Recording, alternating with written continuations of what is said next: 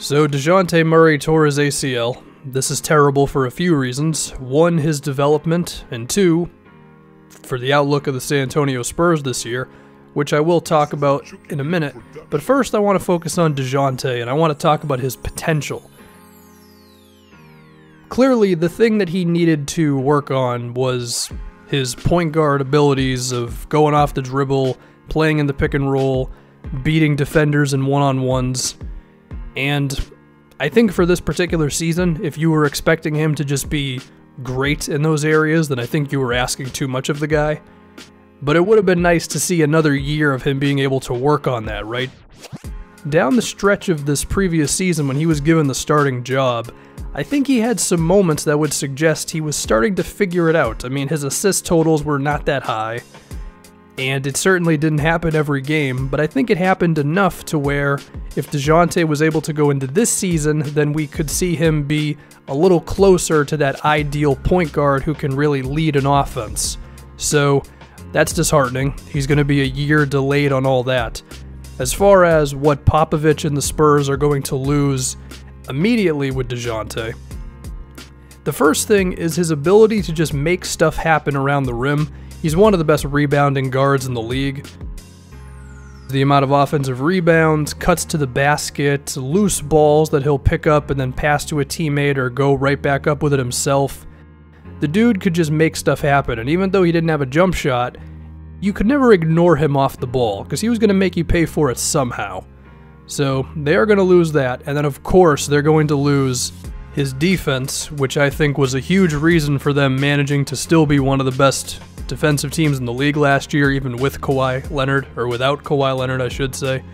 Dejounte could just do it all, whether it's defend one-on-one, come off the ball and bring help defense, or swipe at a ball handler, or block a shot, or just lock up the opposing team's best player. Whatever you asked of him, he could do. He was second All-NBA defensively last season. I think he's on a trajectory to being one of the best, if not maybe the best perimeter defender in the league. I mean, the dude is in his second season and he's already up there. I mean, very impressive stuff. And what's scary is you could argue that the only other good defender this team was going to have is Jakob Poeltl, who I think Pop could do wonders for because he's already a pretty decent rim protector.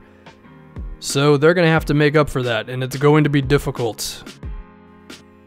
I look around the rest of this roster, and I don't think there's another plus defender here.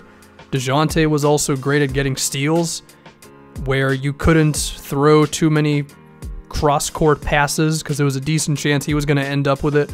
Steals that lead to fast breaks.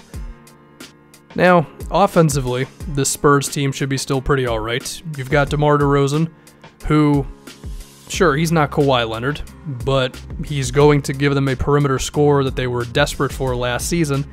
And you still got LaMarcus Aldridge, which is great. But once you add losing Dejounte to all the talent that they lost this offseason, it gets a little dicey for San Antonio. Number one, Tony Parker. I know that Dejounte took over the starting role, but offensively, you could argue that TP was still better than Murray. He's going to be able to break down defenders in Charlotte. They lost out on Danny Green because they threw him in the Kawhi Leonard trade. Could you argue that Danny was not his elite 3-and-D self this last season? I mean, I guess. He was still a very good defender. Another huge reason why they were able to be one of the best defensive teams in the league without Kawhi. Him and Dejounte was kind of a nightmare for some teams. Manu may have been old as hell, but the dude could still go off the dribble, hit some big shots, and he can make some plays for teammates. They were using his ball handling ability as a real weapon off the bench, and now they're going to ask someone else to do that? I mean, do you expect Patty Mills to make those same plays? I don't know about that one. And then, who may have been the most underrated player of that team last year was Kyle Anderson, who is now in Memphis. He just did a little bit of everything for San Antonio. He was a ball handler, a defender, a rebounder, and now he's gone as well. So this could be the most challenging season the Spurs have had in a long time. Now, one solution could be their recent draft pick, Derek White, who you have to assume is going to play a decent amount of minutes with Dejounte gone at point guard now. He's not the defender that Dejounte is, but he does try hard on that side.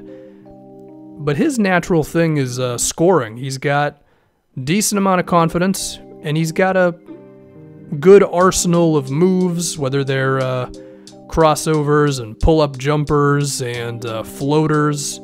The jump shot is sometimes a little flat, but there's reason to believe that he can be pretty good there. He can finish at the basket. So not all is lost. He's going to be getting an opportunity for them.